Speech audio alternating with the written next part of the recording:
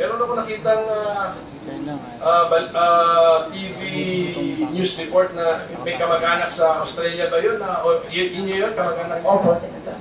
Pinsan ko po yun. Siya po yung presidente po ng Agri and Economic Program for Farmers Foundation po.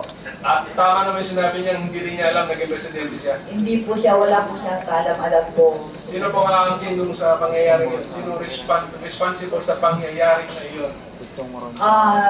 Si Mrs. Napoles po dahil nagamit lang po yung pangalan po niya. At ang lahat pero hindi siya kamag-anak ni Mrs. Napoles. Kamag-anak mo siya. Paano nalaman ni Mrs. Napoles yung existence ng tao na yun? Galing po sa akin po yung ano na yun, yung pangalan niya kasi naghanap kayo ng presidente, naisip mo yung pinsan mo. Opo. So sinabi ko naman kay Madam Janina Napoles na itong foundation na po, Madam, sabi ko, ilalagay ko na lang yung pangalan ng pinsan ko. Sabi ko sa kanya. Kasi ang pagkaalam ko naman po, kasi ang pag-form ka ng isang foundation, alam mo kung hindi ko naman po akalain po na itong nangyari po ngayon ito ay iba ang kalalabasan po. Anong pangalan ng pinsan mo? For the record, para alam natin wala siyang sala. Nemesio Pablo Jr. po. Kailan, anong taon po siya ginawang presidente ng foundation? 2007.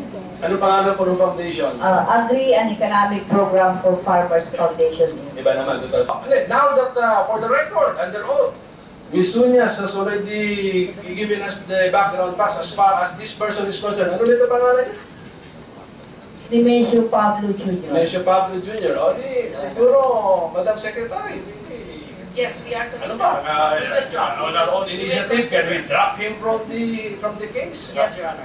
He's a welder in Australia. Welder ba yan? I think he's a welder in Australia. Opo. And to clear he's an OFW, our new heroes, unsung heroes. We will require him to come back to the Philippines, hire a lawyer to clear his name when the background facts have already been given here that he has nothing to do. His signature is forged, ma'am? Yes. Ano, Madam Secretary? Yes, Your Honor. We will consider. We will move for the dropping of the charges against him. But of course, I will discuss this with the NBI team.